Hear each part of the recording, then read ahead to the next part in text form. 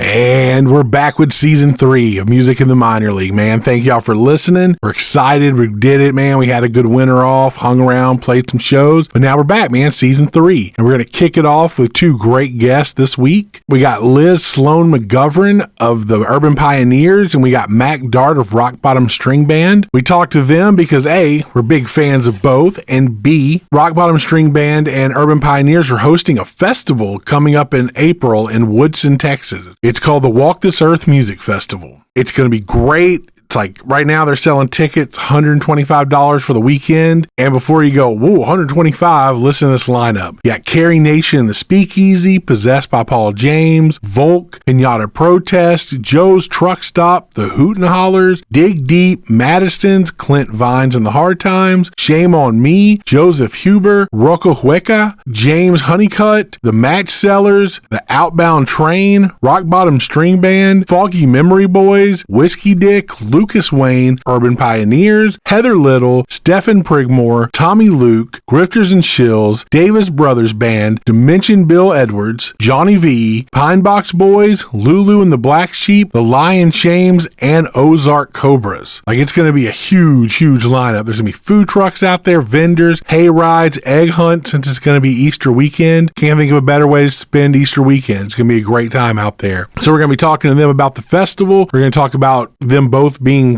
fiddle players in their respective bands, time on the road, what's going on, like all the great stuff, man. We're really excited to talk to Liz and Mack. If you've heard our records, you've heard Liz. All the fiddle violin work on our albums has been done by Liz over the years. She's really, very generous with her time and comes and plays, man. Does great mercenary work. So we appreciate her for that. Before we get to the podcast, a few things to get out of the way, housekeeping wise. First, we've been teaming up with Messiah, who you may remember from last season, over at the Houston Collective. The podcast is going to start running on the Houston Collective radio station on Fridays, I believe 1 p.m. So you'll be able to hear this. We're releasing it here on Wednesday, and then 2 days from now on Friday, it'll be available there. So if you listen to their radio station, it's all Houston all the time. So that's something really cool for the area, and we hope you dig it. As always, if you like the podcast, please tell friends. It helps us so much if you go out and tell folks. Help us spread the word on these great bands. We've got a couple shows coming up. At the time of this recording, still a few days away from finding out if I have to have elbow surgery, which we cover in the episode. I'm feeling like it's not very likely, so let's keep our fingers crossed, and then we'll be playing shows all through the year. Otherwise, it looks like we'll be taking anything after February off. But before that, we do have a couple shows. On January 16th, we'll be at Kojak's in Houston, which is in the Heights. We'll be playing with Andrew Delaney. That's an early show. It starts at 6:30. And then on January 25th, we'll be celebrating Joel's birthday at the Old Quarter with Joelapalooza. That's going to be us, full band, Raw Diver, India Tigers in Texas, Galveston, and Grifters and Shills. That's a 6 p.m. kick on that one. That's going to be a fun night, man. We're really looking forward to that. And then on February 2nd, if you're around 1810 Ojamon, at about 3 p.m., they're recording a Long River session. This session will be us, Grifters and Shills, and the Amazing Bozo. If you want to watch it being recorded live and hear us all play, show up, man. And then finally, on February 8th, we'll be down in Galveston at Indy's Coffee from 8 p.m. to 11 p.m. That's us all night. And then after that, it's still all up in the air. So let's hope it works out for the best. I think that about covers everything. So now we're going to cut us and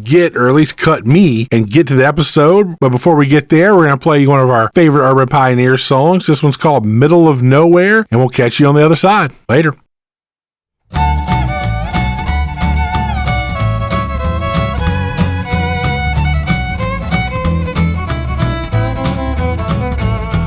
Oh, I wish I was out in the middle of nowhere. If there ain't much around, I wanna go there. Oh, for so long how I pined for just a little alone time. Me and my baby out in the middle of nowhere. New York City looks so pretty from my rearview mirror.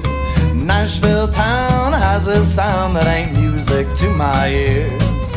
Every time that I leave Denver, I feel oh so right. It's nothing quite as pretty as a Woodson starry night. Oh, I wish I was out in the middle of nowhere. If there ain't much around, I wanna go there. Oh, for so long how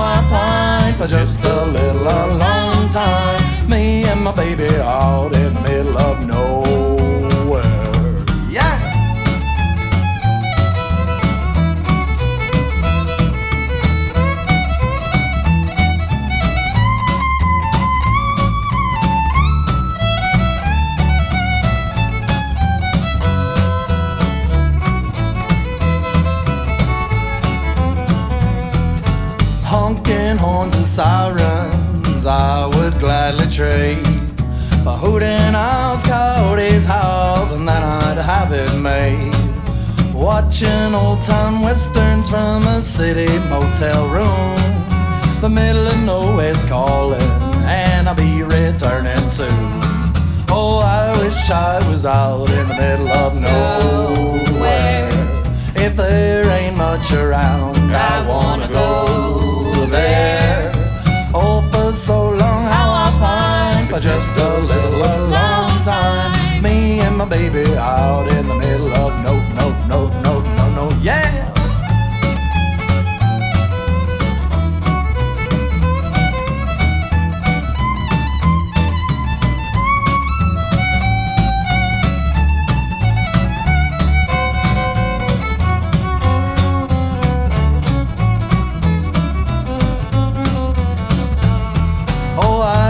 I was out in the middle of nowhere. If there ain't much around, I wanna go there. Oh, for so long how I pine for just a little, a long time. Me and my baby out in the middle of nowhere. Me and my baby out in the middle of nowhere.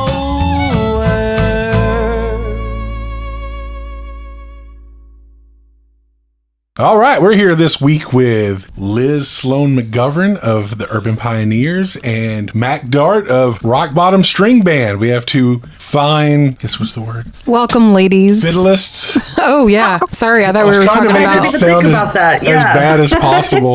We have the fiddleists and they'll both be playing, and they're together. Their two groups are putting on the Walk This Earth Festival, which is coming up in April. And you'll have to tell me the off the beaten path city that it's in, Liz. Let's see. Oh, it's somewhere in the middle of nowhere between Albany, Texas and Woodson, Texas. About an hour east of Abilene and about 3 hours west of Fort Worth. All right, so North Texas. No, middle of nowhere, North Texas. Yeah. And April, that's like not far away. You guys have been planning for a while now. Hey, I know what goes, I've planned events in the past, so I know how frazzled your brains are. Your faces are not portraying how frazzled your brains are, I promise. Yeah. Well. Yeah, I think, it seems like I blink and it's another month gone, and trying to do stuff with the other music stuff too, it makes it a little easier because it's not, we know what goes into doing all the music things, but it's still just another addition and stuff. And it's been, I'm glad that we've all been trying to keep in touch and all of that too, because we're all in different parts of Texas as well. So, a lot of Zoom meetings and messaging back and forth and stuff. Right. How many things can you juggle? Well, right now, I think this is my limit. I keep thinking about, just regular stuff at home, and I'm like, nope, I've got enough things now. But I am excited that April's coming really soon. Yeah, huge festival. It makes everything seem more real. All right, I guess to begin with it, who do y'all have come? Like, what are the basic facts that we can start with? Okay, so we have 30 bands or artists on our lineup. It's a 3-day festival from April 18th through 20th, and man, it's a stacked lineup. And there's a little bit of different genre throughout it, but the main course is roots music. So we have the Hoot and Hollers, Carrie Nation Speakeasy, Pinata Protest. We have a little Latin ska. I found this band, Roca Hueca from Denver. It's Latin ska. Found them through Pinata Protest. We have bluegrass bands, Foggy Memory Voice, the Match Sellers, one of my favorites. And then we got, of course, like James Honeycutt, you gotta have him. Some singer-songwriters, Stephen Prigmore, Heather Little. Gosh, we just have so much packed into just 3 days. It's pretty insane, actually. No kidding. Wow. So I guess what was the initial catalyst to get this thing going? I mean, rock bottom. It was. I think it was mainly Alex from Rock Bottom and then Martin from Urban Pioneers. They work together regularly, and I think the two of them spending too much time together. Like, this sounds fun. Yeah. We should do this. And then about a year ago, we go talk to Liz and Jared, and we're like, hey guys, can we use your cool property? Like, can we go out to the ranch in the middle of nowhere? And Yeah, I mean, it's been cool because, yeah, with like a lot of the bands, I think, and individual singer-songwriters, I mean, it really has been just a collection of people that we all know, from playing and stuff. So yeah. I think, if anything, the festival is kind of like, what's the best way for us to like go hang out with everybody that we want to see? I mean, originally in 2018, when we did the first one, it was for Jared and I's wedding, and we thought about it. We're like, wow, like all of our friends that we want to be at our wedding are musicians. So how are we going to get them here? Oh, let's throw a festival because we can book them to be at our wedding. So y'all's interests intersected, and here we are. Yeah. And we got to play for the first Walk This Earth, and that was it was really fun. And I mean, honestly, I do feel like very clever because it is really hard to get so many people that have so many different schedules, all together all at once. Right. We tried to do it before. Well, we've done it before. Well, that's the thing, too. I imagine y'all, between the two of y'all, you've been on many festivals, so it's kind of like you get to kind of learn the things like, I wouldn't do that. As an artist, like, that didn't work well for me. So imagine it helps. Yeah, I think, it has been really cool to see different festivals and, the way that they interact, not only like with performers and as a performer, but just hearing people talk about, their experiences with things. And I definitely think you pick up a lot of like the positives from things that people really like. And we tried to add a lot of that, for ourselves as performers, but also just knowing what our friends like to experience while they're at a festival, And I think a big part of the draw to a lot of the ones that are successful is a very big feeling of like community and camaraderie and stuff. So, and just the way that the festival functions too, we know from our experiences of performing at different festivals. Wow, this was really unique and cool. At this one, let's take that idea and apply it to ours, but let's not take that one that was not working out very well. It's just kind of learning from your own experiences and applying it to what you're doing. Yeah, it's been interesting recently. You see all these, like a lot of smaller festivals that became, bigger, more, I guess, I'm not gonna say corporate, but became more commercial, have all been like, closing shop and running out. But then all the grassroots festivals that kind of kept the community involved have maintained for years and stayed going, even in the current weird economic climate we're in. So I think that's a smart idea. Just keep it like this is when our group of people, our community's coming together. And I think I heard someone say, it's obviously part festival, but part like family reunion. Liz, did I hear you say that? Yes, for sure. Trying to get everybody back together from your wedding. So I think that when you cross those purposes, like everybody knows they're getting together for more than one purpose, but like the music is just, the icing on the cake. And of course, for the people who get to attend, like they're just stoked to see all their favorite bands all in one place. Right. Yeah, it's been a long time since all of us have been in one place. A lot of us came from the Muddy Roots scene. My first year to play Muddy Roots, I want to say was 2010 with Bob Wayne, and throughout that decade I met all these people, so to say that we didn't get all of our relationship from that would be a lie, because we did all meet each other, most of us. There are some bands that are not part of that scene that are going to be on the lineup that totally fit in to all of those bands. So that's been something that I've been excited about, is kind of there has been some opportunity there's some certain bands that we've played with, like Madison's, and y'all know Shame on Me. And they're killers. Shame on Me is awesome. And just thinking about like I think that this will be a community that will help. And, especially starting, I guess it's weird to think that, we're not like a baby band anymore, because I still feel that a lot. But whenever we were a baby band, a lot of the way that we were able to move forward was by connecting with people. And, a huge part of it is the friendships that you make. And if you have a good relationship together, then there's just more opportunity to learn about more venues and have festivals and stuff. So kind of being able to go, here, this is built, and like, we would like you here, has been really awesome to think about. Yeah, it's a good way to help, especially even bands that you can bring into it that are outside, like to help with networking and things like that. Because then they'll meet, like y'all came down, met Shame on Me playing with us, and it was just like, oh my God, we're best friends now. And then, you can go to that festival and be like, oh my God, you're the best band and we're going to be best friends now. So it's kind of cool the way that works. Like we've met tons of people through things like Choice City Stomp and Porch Fest, or not Port, oh Jesus, Trenton, Nebraska. Pawnstock. Yeah, Pawnstock. Brain. Pawnstock. Yeah. Yep. For sure. Yeah. So it's been like a good And, place I mean- to meet people. And, like I said, you get to find like your new favorite bands as a band. Yeah, I agree with that. No, for sure. I mean, I would, think that is kind of that same feeling is what we're trying to do, and just getting everybody into Texas finally, Right. Like all these bands need to come to Texas now. We tour out so often. I mean, I totally understand that, it's hard to get through Texas for sure, but now Definitely. it's like, come on, there's cool stuff going on down here too. Yeah, it's And I think we're trying to get a lot of local, have a lot of the local sound and stuff, or at least like local by the state. well, it's tough, yeah, because I mean, Texas is gigantic, but we're always, especially down here in Houston area, it's like, oh, this tour's coming. It's like, oh, never mind. Or, oh, this is coming. Like, nope, not coming here. They're like sitting in Dallas and dipping right out. And you're like, what about us? So it's cool to have all these people coming in. I mean, it's a little bit of a drive, but you get 3 days of, I mean, like I've been wanting to see Carrie Nation and Speakeasy forever. And it's the first time I've seen them in Texas in forever. Yeah. Well, it's hard for, a lot of Texas fans stay in Texas. It's very easy to stay in Texas, have an entire career here and never leave it. It's also hard for bands that are not from Texas to come in and infiltrate that scene. It's kind of strange. It's like we have our own little country.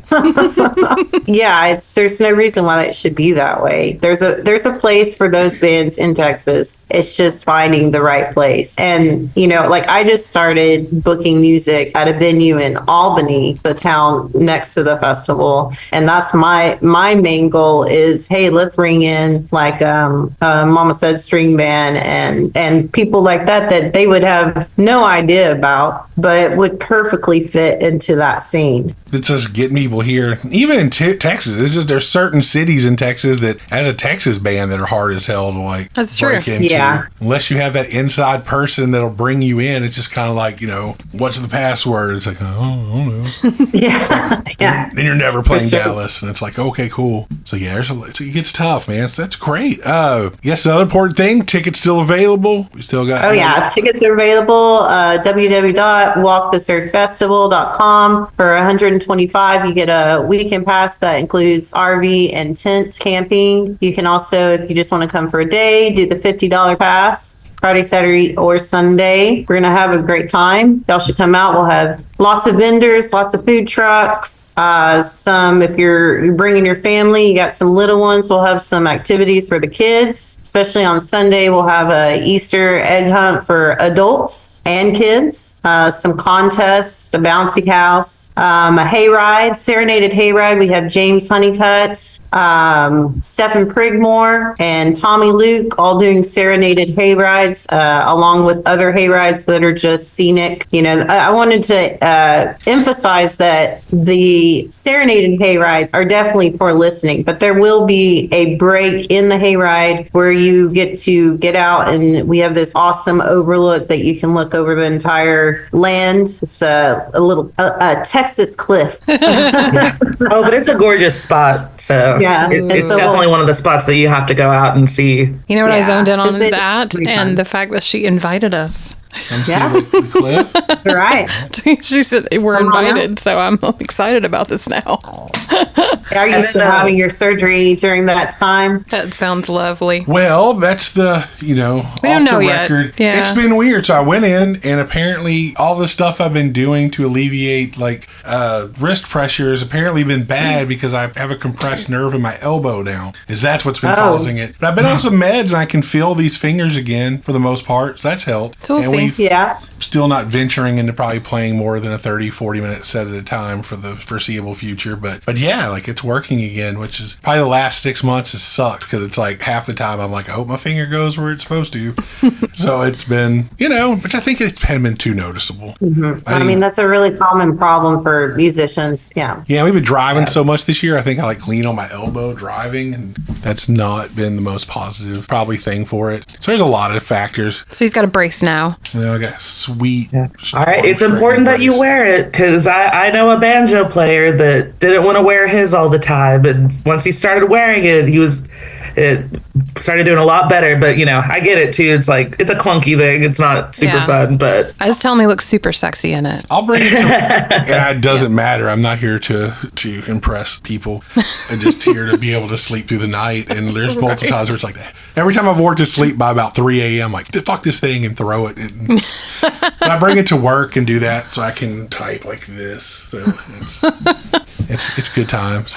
You're entertaining, babe. Getting old helps. Mm-hmm. It makes everything better.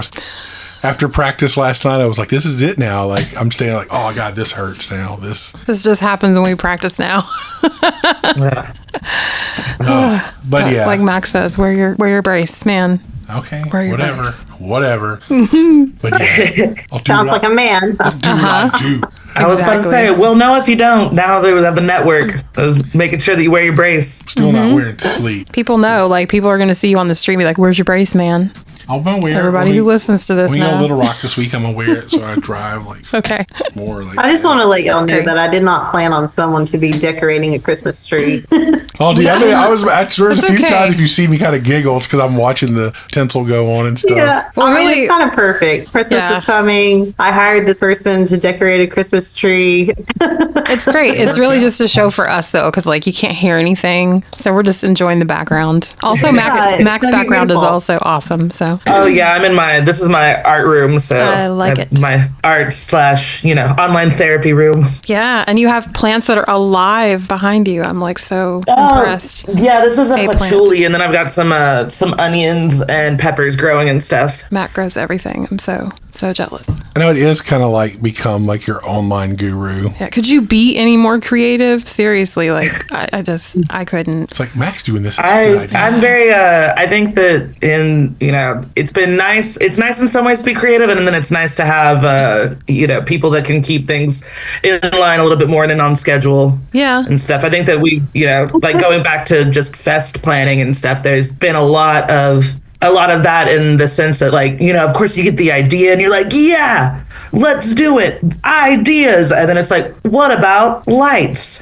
You're like, how is everyone, will there be water? Just like those logistics and stuff. Yes. So I think that's where I step in. Oh, yeah, I feel like every team now that like learning about how to do this is like the creativity part can be fun and stuff. And everyone needs that person who, knows people who have handy person skills. yeah. So like different creativity is good, and like finding people I can do that. Well, I don't like to do that part. I hate sales. Please don't make me call someone. And I don't mind talking to people, but I'm not like a salesperson. So whenever I try to help, it's always like, please don't make me get gift cards from people or like solicit that kind of stuff. Like, it's good to find your person that you can work with and like bounce ideas off of, and you both kind of like start to take it from each other. That's cool. And with the festival, they got tons of people who are. I know. You got a lot of people helping you guys, right? I mean, between the two bands, there's like 8, 9 people. It's like, That's true. Yeah, and Alex does carpentry with Martin, and Papa does electrical. We got a little bit of everything. We got a lot of artists that are helping too, and Nice to have gonna be good. those handy people around. well, it just goes. Every time you see Jared, he's just like, all right, here's what I'm doing now. Like, I'm doing this. Now we're building doing like something. duck hunting. Now we're going to do that. Like, he's. I don't rewind on the building. Really? No? No, he's duck hunting. Oh, well, no, I have seen that, but I feel like you guys are pretty. I've seen him do some planting and things, but nothing Okay. as far as. Maybe not the handy one I Yeah, thought I he's was not seeing. a builder, but he does other things. He likes planting. Okay. I do know that He Jared. does What was it? factor work. Stefan referred to him as that he was a city boy. Like, he met. Stefan said he's love a that. city boy. Yeah, he's Okay. like, he goes, you may not know this, but Jared's a city boy. And I was like, he's the one who's like taking, like, I'm doing all this duck hunting and stuff, but he's from the city. Nice. Yeah, I remember when Jared and I were trying to find somewhere to live in Tennessee. He's from Chattanooga, Tennessee. Okay. And we were, pretty poor. We didn't really have any money to go buy a place, but we were just so determined. So we were like looking at these like really, really, really, run down, like, on an acre. We were like, just get an acre. It doesn't matter that the house is falling down or whatever. So we like stop at this house. And I'm like, okay, let's go look at the back of it. Maybe there's potential. And he saw a puddle and he goes, I'm not going to step in that puddle. I might get my feet wet. And I was like, oh, okay, we are different. But since he's forced to be one with nature out here, I mean, it really is desolate. It's like, you could yell as loud as you could and no one's going to hear you but coyotes. So he's kind of embraced it. And now I would say that he's an outdoorsy kind of guy. And he's a little country now. All right. He's getting some cred. Yeah. I think, like also someone that, I recently moved out to, farm area and stuff. And yeah, like didn't really have an idea of what I was doing before then. And I feel like I was probably a little more feral because I did all the train hopping and stuff back in the day. But there is a shift. I think that, if you like it, and you can move into it a lot easier. And I mean, there really aren't, like that really like open spaces and stuff. It is out at the ranch that everything's going to be happening at. It is, like Liz said, you could just go out there and you're in the middle of nowhere for real. That's amazing. But it's kind of nice because it's like for instance, whenever we're doing all the, the festival, like we're pretty much just going to be able to do whatever, and, like within reason, be safe and everything like that. But it is a bring your own everything. There will be food trucks and obviously like appropriate, if I believe there's going to be a volunteer fire department out there and, medical and all of that stuff. Like we're making sure that there will be stuff for everyone to be safe, and hydrated and all of that. But it is like, if you want to have something, bring it, because if you forget it, it's going to be a good long drive to go get it and come back and things like that. But you don't have to worry about any neighbors calling the cops or anything. So that's the key. Exactly. That's the number one key. It's not going to be like, hey, we're breaking up this festival because it's too noisy. It can be loud as you want it. Yeah, no, us in San Marcos, there's been some stuff with the like the neighborhood and noise issues with certain venues and all that. So it is nice to know that there's not going to be someone coming in at 2 a.m. and right. Shaking their fist and getting everything shut down while the party's still happening. Right, exactly. Well, all right. So switch gears a little bit. A decade ago, played this basement bar in Philadelphia, and there was an Urban Pioneers poster. And I asked the proprietor, he's like, "Oh, I love that band. It's like the best." Mike Fiedler, Shore Road Tavern. Yeah. And he was like, here. And he's like, you got to check them out. So we ended up going to check out your music. Became a huge fan. And so it was kind of crazy. There were so many times we hit up John and Rebecca to be like, oh my God, can they come play? Like, we need another band for this. Like, can we get Urban Pioneers to come play? I know y'all know them. And we finally got to play with y'all at the album release. Don't worry, Mac, we're going to come back because y'all are my favoriteest band of any of the online festivals. And we kind of did the same thing to John and Rebecca after that. So true. We're not just gushing on Liz. We were just like, oh my God. You know what? Don't worry, because I understand. I've been a fan for a long time too. Right. So for those of you who don't know, Liz fortunately does some killer mercenary work on the fiddle. And she came in and like, there were songs we were going to cut. And it was like, ooh, after she did something, I was like, yeah, that's going on the record. I don't care. It sounds amazing.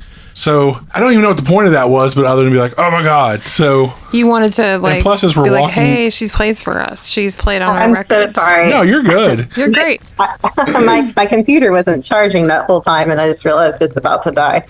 I've never done that before. Well, I don't know if the plug didn't work or what, but we're going to fix this real quick. Only like every morning I work from home, I would do that. I'd be like 10:30. I'd be like, oh my God, my computer's about to die.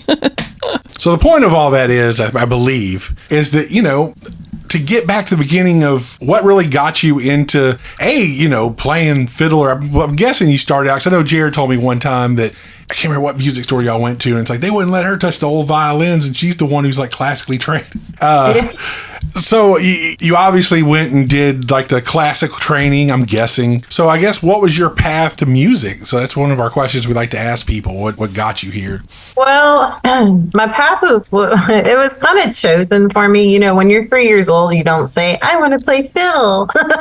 Right. So my mom started, both my sister and I, she's older, when we were 3. And I really wanted to play cello, but for some crazy reason, they thought it was too vulgar.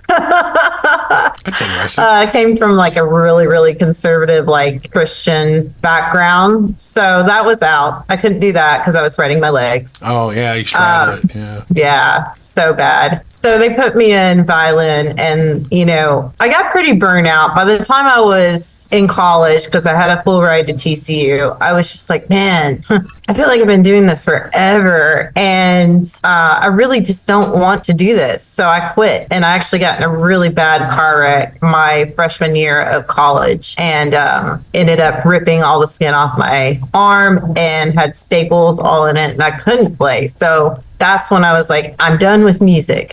I'm so done with this. I'm so tired of doing this. I'm so tired of like having to do everything that they're telling me to do. And I transferred to UNT. And UNT has this amazing jazz program. And I met this really eccentric guitar player. And he goes, what do you mean you're just going to stop playing? You've been training your entire life. You just need to have a different way to play. And I was like, whatever. So I would go over to his house and we would just riff like jazz all day, just improvising, not reading music. That was the number one. Like as soon as I stopped reading music, like I'm not saying learning how to read music is a very essential thing to know how to do. But as soon as I stopped relying on reading music and creating my own music, I was like, oh, I love this instrument again. This instrument is actually part of me. And I'm glad that I didn't just like completely give it up. I just needed to be reintroduced to it. It was like we had a really bad divorce, but then we got back together. Well, it is that kind of like, when you're doing something in a very restrained way, it's kind of like going to school, like, you learn to read and everything. But then when you start writing your own stuff, you're like, oh, yeah, this is better. Yeah. And yeah, you have the tools. Yeah, you have the tools, and now you can create your own reality, and just little by little, I got introduced to, more genres like Western swing and bluegrass and stuff. And honestly, the biggest selling point for me to get back into music was to see the world. That's what I wanted to do. I wanted to travel and I wanted to see the world. And if I could do that through music and also touch other people with my music, then I was sold. Yeah, man. No, I'm saying, but it is. It's that whole, like, no matter how many times you're like, I want to give this up, it's the whole, like, I can still go out and play and, meet people and do stuff. It's a good conduit to take you places, even if it's just in the back of a dirty van or a shitty station wagon or something, You're like, I'm still going to do this. There's adventure to it. It's the key to the adventure, not necessarily the entire adventure at that point. Yeah, and within the first, I was in Bob Wayne's band that's where I met Jared for like 3 years, but I saw 20 countries, So at that point I was like, well, this is exactly what I should be doing with my life, because I just saw 20 countries with this guy, even though at times I thought I was going to die. It was not luxury. Right. Oh man, it was rough at times. Getting pneumonia in like Norway, and you're like, there's no heat in the van, and like you're scraping ice off the windshield with broken CDs and bouncing off like the side of the roads, just like bouncing down hills, just hoping that you maybe make it down the hill. It was pretty insane. Whew. All right. So Liz has had all the adventures. No joke. Well, I'm sure there's no lack of adventures in Mack's, because from if I recall correctly, actually I'm not even going to try to go from memory, but I know Mack had an interesting trip to Rock Bottom String Band. I remember hearing, was it you? It was train hopping was you, right? One of our previous members, I actually got into the band because he was already playing mandolin with them, and I knew him from my train hopping days and stuff. I remember that's what that was one of the things that when we did Tara and Alex, they were talking about. They're like, then we had he's like, I don't know if it's the right word. We had like him and like the traveling, like playing hobo, and we did that. And it was like, I was like, all right, cool. I think that's what it's Mack and then like the hobo guy or something. And that's not, I don't know. Well, I think you mentioned it earlier that you did yeah. No, I mean, but then I guess, what was your path? What led you, where did you get into the playing the violin, fiddling and such? And writing songs, because you write songs as well, right? Yeah. Every song that I sing, I've written, and some of the one, like pretty much anyone that I do duets with is one that if I haven't written totally, like I've got some part in it with that. I started playing the violin in 6th grade, and that was because there was an art teacher and I really wanted to do visual art, and he was really, really, really, really mean. And I did not want to be in that class. I won't say his name. I just hope he knows that I remember. And so I joined orchestra, and I started playing viola at first. And I actually did like pretty well. I was playing in the Austin Youth Orchestra. We were going and playing like the intermission at the symphonies and things like that. And I had really enjoyed it. But then whenever I got into high school, I got in for a visual art program. I went to an art school. And I didn't pick it up again for a long time. And that was mostly because I was really into punk. Like, I was all, like Dead Kennedys, Black Flag, Minor Threat, Angry Samoans, Dead Milkmen, like very much those were the shows I was going to. And all of my friends that were playing instruments, I was very much had to like, what punk band has a viola? Right.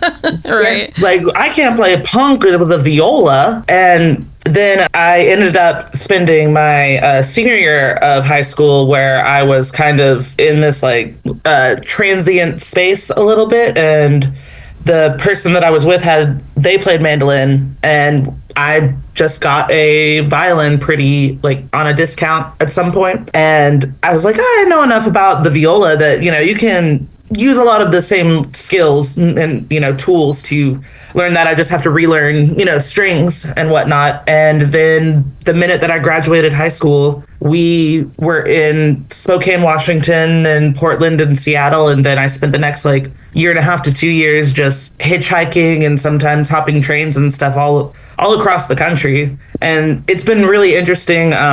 As a band, we've gone to certain cities now, like for festivals and stuff, where we'll pass by and I'm like, I slept in that park. I remember that. Been here, done that.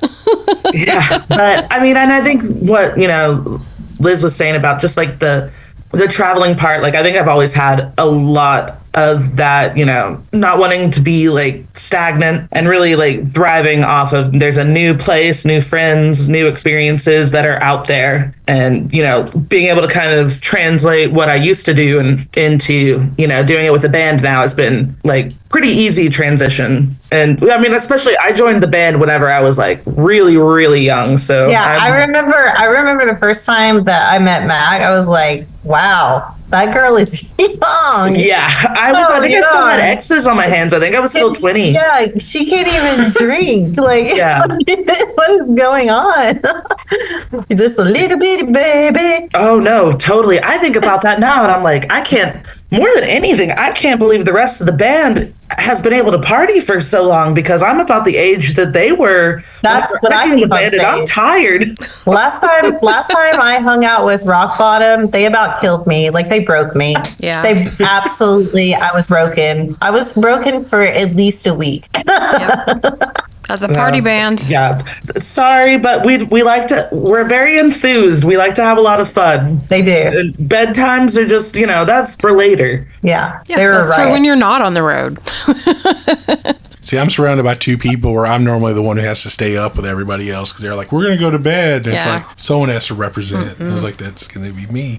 Going to bed. Not if you're hanging out with Rock Bottom. You're going to, like, because I'm normally that person. I go to bed, like, at probably like 8:30 or 9 now because I have a 4-year-old. But, like, when you're with them, it's just contagious. You're going to party. You're going to have a good time. You're going to laugh really hard.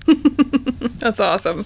So that's to move on to the next part. I like one of the things we like covering with the podcast is like the different paths people take, and the fact they keep playing music and they keep doing this. Kind of give everyone who's not an independent musician, like it's not just we just show up every couple days and play. Like there's a lot that goes on around it. So I know, again, I think right when we played with y'all for the John and Rebecca's album release, like you were like pretty far along pregnant. I think you had maybe not too long. Oh, was I pregnant? Yeah. And So that you have a parent, you're a parent, then we have the whole like shutdown thing. You go back to school, you're working to get your master's, and now you're like, we're going to have a festival. On top of that, have you completed your master's, or are you doing this at the same time? No. Just hate yourself? No, I had to take a break because what they don't tell you is that getting your master's is a lot more expensive than getting your undergrad. Yeah. So I did the first semester. I got A's and a B, and I was like stoked because I almost lost my mind and had a nervous breakdown. It's a lot harder than I thought it was going to be because my undergrad was fairly easy. Like I chose something that was very relevant to me. But then when I went for my master's, I chose something that I'd never done before, which is not a good idea. Not a good idea. And it's really expensive. So I took a break from getting my master's. And right now, like what I do is I book music at this venue that I'm sitting in right now. And I'm doing the festival and then being a full-time mom on top of that. And sometimes playing shows when I can. But, because we live in the middle of nowhere, having a babysitter is really hard. First of all, it's going to be a teenager. And if there's an emergency, she's going to be like 20 miles from like the nearest like neighbor. Yeah. And it's just hard. It just doesn't make sense right now. So I'm putting other things in place of playing shows. No, that's cool. Because I do see y'all play occasionally, but it's like I remember being a musician, having kids and being like, well, it's over. Like there it went. And then about 8 years old, it was more like, I want to go do this. Like I'm here. And I drugged those poor kids everywhere. And they were just to the point where they were just like, this is boring. God, I got to see this band again. And I think she would love it. Maybelle has the personality where she gets lonely out here because she's like, when are we going to go see people? Are there going to be people coming over today? Like, I want to go see people. And I'm like, well, we have to plan it. And I think when she's 8, she's going to be like in our band on the road with us. I totally see that. She might be a drummer, which is a bummer. Right. It's like, you don't want to fill the van, like less stuff. Yeah, I mean, I don't really want a drummer, but I'll support her no matter what. Just get her single snare drum and her brushes, and just be like, you do that. Yeah, brushes, that's fine. I mean, or you could learn it like how to play something for real. I'm just saying early on until you build up the space. It's like you just do this, like you do. The drums, as soon as I started trying to play drums, it's like, God, it takes up so much space everywhere. It's like, I know. She's going to have to definitely carry in her own drum set. I'm not setting it up for her. Right. No way. That's usually the thing that breaks most people. It's like you have to set up your, good practice. Like the drummers are always the kids. They're like, I'm excited. And after they carry a few times, it's like, I'm gonna quit. Yeah. I quit this band. You gotta do it like my mom did my brother and I with crawfish. Like she's like, I'll peel the first few ones for you. I'll show you how to do it, but then you're on your own. Like after that, you gotta do it yourself if you want it. You want the reward. And most kids are like, I don't care.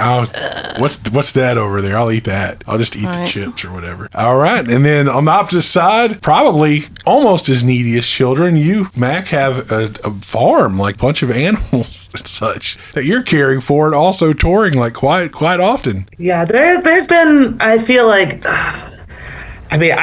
a liar because every time I come home from tour or any other thing, I'm telling, my husband, I'm like, we've talked about like taking it easy and stuff, but now like taking it easy is maybe like a month and a half where we're not planning an extensive tour, and it always feels very true whenever I'm like, we're going to take a little break and stuff. But I mean, we're in that situation where like just cool events keep happening and we keep getting invited to go to fun things. And so it's just very difficult to say no. Yeah. But we've got, some cattle, and some acreage. I grow a lot of, or I'm still learning to grow like a lot of vegetables and birds and things like that. Trying to keep like the goal is sustainability, not really trying to get into, the like money part of things is like really like selling and stuff. That the more I learn about it, the more I'm like, can we just have our own things and don't have to worry about any of the, laws and fines and all of that. Ooh. But I'm, fortunate that my husband, he is, super supportive. And I know that for, like having a partner who's also in a band or in your band and stuff, that's a whole different dynamic. you know, because we've done a few times of having him come out to just on runs or on tour and stuff, which I think that honestly every person, if they're with a musician, they need to go on tour and see how it is, because it looks really glamorous the way that everybody talks about it. And then I think we did like a week-long rush to Muddy Roots that he came on, traveled with us, and he was like, how do you do this? Like, this is madness. It's like, I don't know. It's fulfilling to me, but I totally understand why it's not fulfilling to a lot of people. Yeah, you got to have that certain taste for it. Yeah. And I mean, honestly, like, this is, you know, whenever it's talking about, you know, music now and why I keep doing it, I just don't really have a lot of like feeling about not doing it. You know, there hasn't been a really present time that I can remember that it hasn't been a part of my life. And found that thing that's just like, I just don't know if there'd really be anything that would make me want to stop, you know. Definitely understand that on both sides. Like, I understand having a reason at points to stop when my kids were young, and now it's like they're adults, and it's like, it's how I'm going to kill myself. Let's do it. You know, in a positive way. To be fair, yeah, I don't have children, so that is a different aspect, because I don't know what that feels like. I'm sure it's a very different situation. And also, like you were saying, like when both the mom and dad are in the band, it's like, oh well, dad's not at home. Or mom's not at home. So, No, but things to think about. It's a good illustrator of the two different ways you do it, you know? I mean, it's good to show that, you know, and it's kind of that whole idea, like, once you bring a kid into the equation, it's a little more interesting. But you may not play as many shows, but you're still out there playing shows and booking shows and and we do the ones that make sense. Like we're the host band at Bob Will's Days in Turkey, Texas. It's kind of family oriented. You know, it is really family oriented. We have the hotel right there. We can stay there with her, hire a nanny. Last year it was, thank goodness, Martin's wife. So it just, you know, wherever we can hire someone to watch her, because I can't, you know, the worst is like when she's at a show and I don't have someone to watch her, but she needs a peanut butter cracker right there. And you're in the middle of a song and she's going, Mom! And I'm like trying to get through the song and I'm like, one second, you know, it just doesn't work. Or she's has a boo-boo and she comes up. That happened recently. Like she fell on the playground right in front of where we were playing. And then now she's crying and I'm like ending Walk This Earth song. And my daughter's just crying in my lap. And I'm like, and that's how it goes. You know, it's just, you just have to make sense when you can. Yep. Oh, man, I've been there. Those are the good times. That stuff you're going to look back on, like, that was the best part. Like, it was the perfect artistic moment at the end of this song. Yeah. Mommy! Yeah.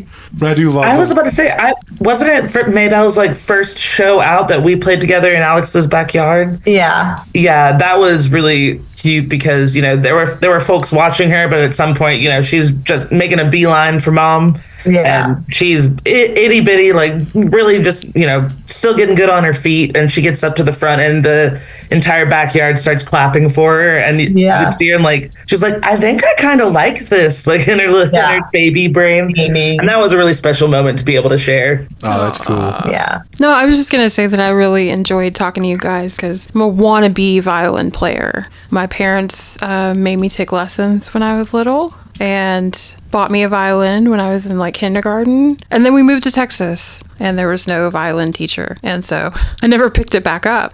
But that was always the instrument that I thought, well, if I ever played anything, I could play the violin. But it is a true joy to watch and hear both of you play. So thank you. It's been really fun. Thank you. And Liz, I will say, like, because I don't play like super traditionally. I mean, I can still read sheet music if I spend like forever doing it, but there is something really fun about just getting the instrument and, you know, like I say go for it because what's the worst that could happen, you know? Right. Like it'll sound and feel weird for a little bit and then, you know, but you get to make interesting noises and I think it's supposed to be fun. I think when I like really diversified the way that I played is when I played with as many different types of musicians and genres as I could and just improvising. Like once you get like, you know, you're comfortable with certain keys that you're playing on the violin, then just try to play with as many different types of musicians. Definitely. And it's been a joy to, like, the first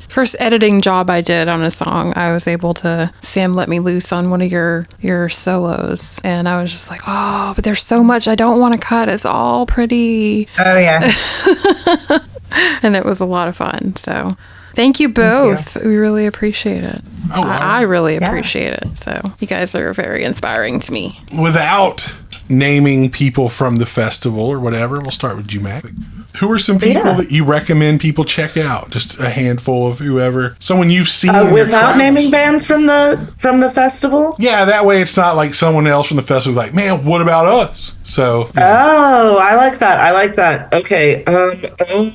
Like, who's on your repeat playlist right now? Who are you loving? Okay, see, this is bad because I live in I'm more of like a podcast and an audiobook girl. Well, what's your favorite podcast and audiobooks? Yeah, tell us about that. that. I am currently my favorite podcast. I've got two. I really like this one called Digging Up the Duggars, and they go kind of through talking about like super IBLP, like Christian cult things. They talk about the Duggar family episodes, but then they have a much bigger thing that's just about like conservative Christian interesting stuff. All the quiverful stuff. Yeah. And I'm born atheist, so I don't really, for me, there's more of like a fascination with the people who go like pretty intensely into it. Yeah. And that one's pretty good. And then my second one that I've really been enjoying a lot is this podcast called Sisters Who Kill. And it is all about Black women murderers. And the two women on that do the podcast, they are like, we are so underrepresented in every sort of talking, like ever. Black women are underrepresented in so much. And they're like, even murderers, like we kill a lot. And they're like very interesting things, but I like them a lot. I love true crime. I was in a room with two ladies last night, and all three of us were like, we love true crime. I like true crime like a little bit. I've always been very into like the cults and kind of, weird kind of macabre facts. Mm-hmm. And I think the one band that I've been listening to a lot is Roselit Bone, and they're from Portland. And I saw them a year ago in Denver at High Dive, I believe, and they blew my mind. They're an awesome group of musicians and just a very interesting sound. So I would definitely I listen to them pretty much on repeat. I don't really buy records a lot and stuff, and I bought one from them like pretty much immediately. So nice. Yeah, Roselit Bone. Okay. All right, Liz, you're back in time. First, Mac just gave us our new question for the year. Give us what was question? We'll do one podcast, one book, one band that everyone should check out that you enjoy. If you're like, I don't listen to podcasts. That's fine. It's a valid answer, but one podcast, right? One band and one album? Book. Okay. So the podcast that I was listening to until it went off air was Heavyweight. I listened to every single, and now they're trying to find a new host. And I'm sad about that. What's that one about? It's been Heavyweight. Oh, y'all never heard that? Okay, so it's a twist off an NPR special, but so they go back into people's memories. They basically interview people about these lost memories or things that happened to them in their past, and they kind of do like detective work, interviewing like the people around them at the time or the people that are still left, or they'll find like hidden connections to other people and search these memories to see if they were actually true, these memories that they think that they thought, or if it was like something that wasn't really true and they like kind of twisted it. It's really interesting. Like every episode's different. It's a different person, different story, different mystery. I think girls like mysteries. What is it? I think girls like mysteries. That's what we seem to be into, solving problems or crimes. I just added that onto my playlist. I'm like, that sounds so good. Heavyweight. Yeah, there's a lot of episodes, but unfortunately there's no new ones right now. Oh, well. As far as books, like I really like historical books about our area that pertain to the land, because like my family's had it for almost 100 years now. So I really like to trace back to the original homesteaders that were there in the early 1800s to mid 1800s, and then try to find it in like books about the area. So that's kind of what I do. Like I study abstracts and maps and You've researched cemetery. for fun? Wow. And my sister's super into ancestry, and so she does all the ancestry work, and then we tie it to the people. That's pretty cool. It's always a fun day when I take Maybelle to the cemetery. Which happens to be like right in front of where she takes dance. So she's always like fascinated about, there's dead people behind where I dance.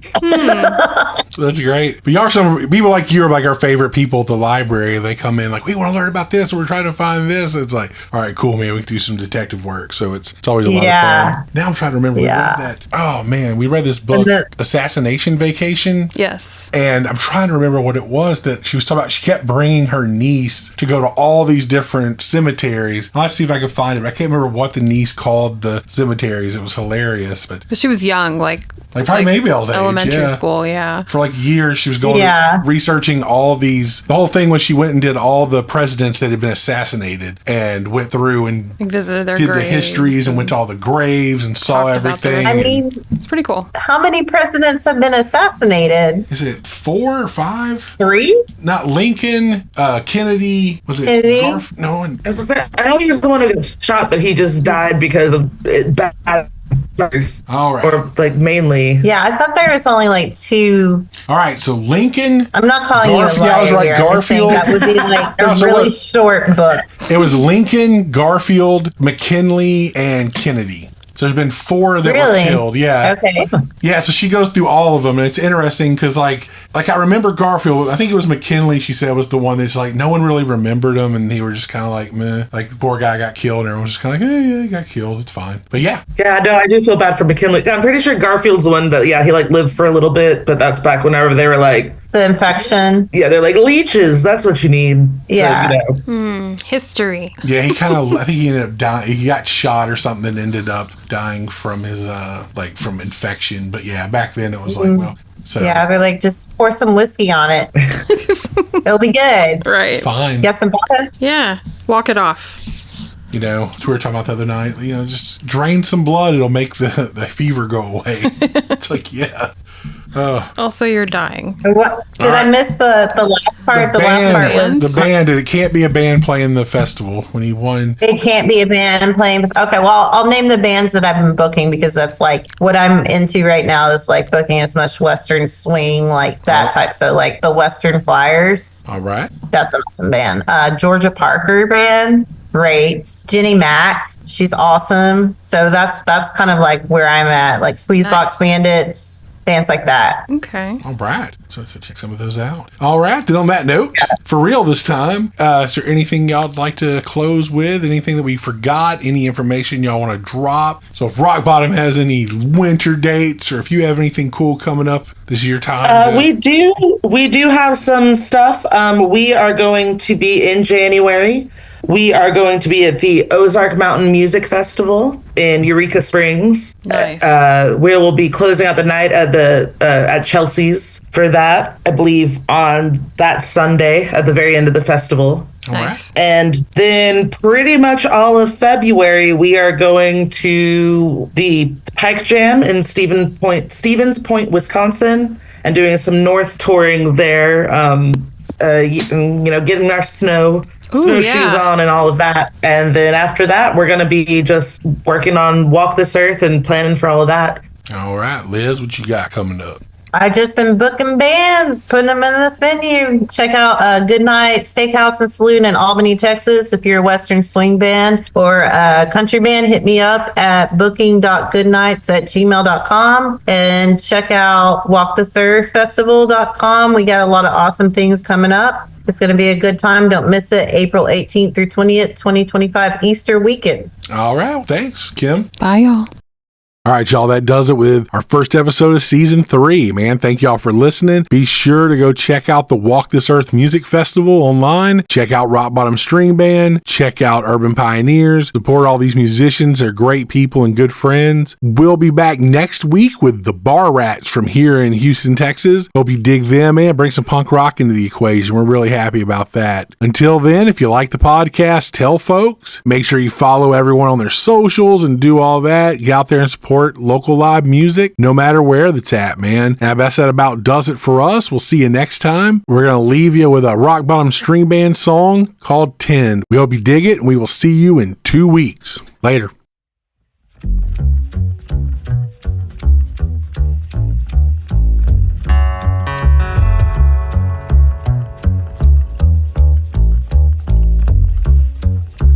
Hear that note, it's familiar, where's it coming from? Beating hard in the carcass of a country song. And you know they're saying punk is dead. Well, rock is writhing in its grave and the blues, they are next. Yeah, you're singing with a voice that don't belong to you.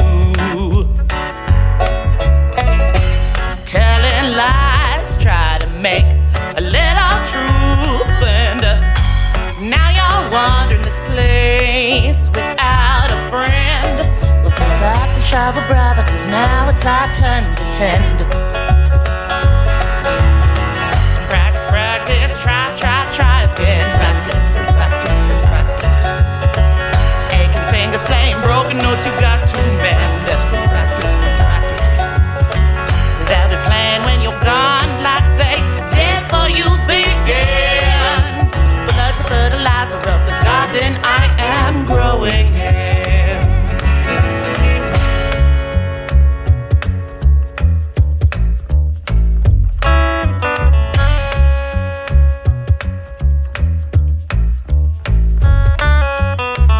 Every pretty tune you pluck is a garden choice. And your screams of flowers blooming in the void. Well, stoke your flames, lest they grow cold. You're the fruits to pick, eat a kind of fruit and wet your soul. So I'll take my shallow grave and I'll build a home for all the ones that come when I am gone. Legacy don't change the permanence of death. So keep on bleeding for it, baby. You go play your best. Practice, practice, try again. Practice, practice, practice. Aching fingers playing broken notes you got to mend. Practice, practice. They'll be playing when you're gone like they did before you began. Of the garden I am growing in.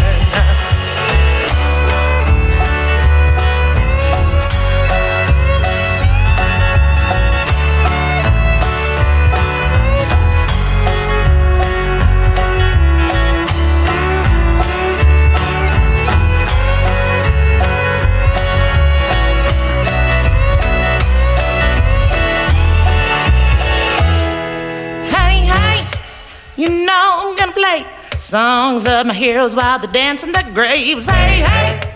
You know I'm gonna play songs of my heroes while they dance in their graves. Hey, hey. You know I'm gonna play songs of my heroes while they dance in their graves. Hey, hey. You know I'm gonna play songs of my heroes while they dance in their graves. Practice, try again. Practice, practice. Hey, hey. Aching fingers playing broken notes you got to mend. Practice, practice. Hey, hey. They'll be playing when you're gone like they did for you began. Blood's the fertilizer of the garden I am growing in. Said the blood's the fertilizer of the garden I am growing in.